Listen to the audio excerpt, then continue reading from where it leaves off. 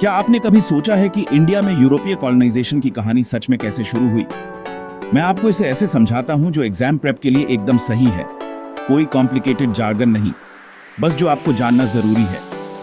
तो इमेजिन कीजिए, 15वीं सदी। यूरोपियन कंट्रीज मसालों के लिए बेताब हैं, लेकिन एशिया तक के लैंड रूट्स पर मुस्लिम रूलर्स का कंट्रोल है।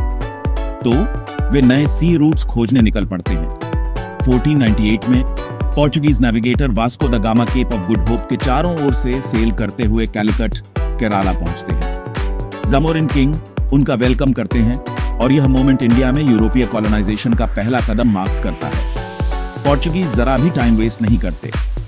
वे पहले ट्रेड सेंटर्स बनाते हैं और 1505 तक फ्रांसिस्को दे अल्मेइदा को अपना पहला वाइसरॉय अपॉइंट करते हैं।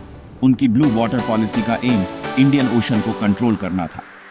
1510 में अल्फोंसो दे अल्बुकेर्के गोवा पर कब्जा कर लेते हैं, उसे अपना मेन बेस बनाते हैं और दमान द्यू और बसेन तक एक्सपैंड करते हैं। पोर्चुगीज के बाद डच आते हैं। 1602 में वे डच ईस्ट इंडिया कंपनी बनाते हैं, जिसका फोकस स्पाइस ट्रेड पर था।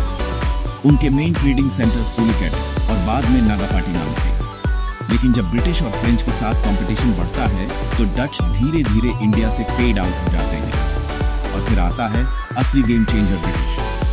1600 में ईस्ट इंडिया कंपनी बनती है। 1608 तक वे अपनी पहली ट्रेडिंग फैक्ट्री सूरत में लगाते हैं। 1615 में sir Thomas Roe Mughal emperor Jahangir से मिलते हैं और ब्रिटिश के लिए जरूरी ट्रेडिंग राइट्स सिक्योर करते हैं। इससे उन्हें बॉम्बे, मद्रास और कलकत्ता में फैक्ट्रीज बनाने और अपनी मिलिट्री पावर बनाने में हेल्प मिलती है। टर्निंग पॉइंट 1757 में बैटल ऑफ प्लासी, जहां रॉबर्ट क्लाइव सिराज उद दौला को हराते हैं, जिससे ब्रिटिश को बंगाल पर कंट्रोल मिल जाता है। फिर 1764 में battle of Buxar, British Awadh, Mir Qasim और शाह आलम दुओ की कंबाइंड फोर्सेस को हराते हैं और बंगाल, बिहार और ओडिशा की दीवानी हासिल करते हैं। ये वह मोमेंट है जब ब्रिटिश ट्रेडर्स से रूलर्स बन जाते हैं। इसी बीच फ्रेंच भी अपनी शॉप लगाते हैं। फ्रेंच ईस्ट इंडिया कंपनी 1664 में शुरू होती है, जिसके की बेसिस पौंडीचेरी, माहे करेकल और चांडरनागोर में थे। लेकिन ब्रिटिश के साथ 3 कार्नाटिक वॉर्स 1746, 1763 के बाद उनके पास बस कुछ ही सेटलमेंट्स बचते हैं। डेनिश 1616 में आते हैं, फ्रैंक के बाद में सेटल होते हैं, लेकिन कभी ज्यादा आगे नहीं बढ़ पाते। वे 1845 में अपना टेरिटरी ब्रिटिश को बेच देते हैं। पोर्चुगीज हालांकि 1961 तक गोवा में रहते हैं।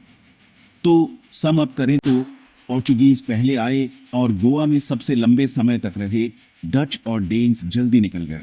फ्रेंच का इन्फ्लुएंस लिमिटेड हो गया और ब्रिटिश ने 19वीं सदी तक लगभग पूरे इंडिया पर कब्जा कर लिया। 1857 के बाद British rule east India company से क्राउन को शिफ्ट हो गया, जिसने इंडिया की हिस्ट्री को हमेशा के लिए बदल दिया। यह पूरा फेज एसएससी, जेकेएसएसबी और यूपीएससी जैसे एग्जाम्स के लिए बहुत जरूरी है। की फैक्ट्स याद रखें, वास्को डे गामा का 1498 में आना, 1757 में बैटल ऑफ प्लासी और पौंडीचेरी में फ्रेंच बेस।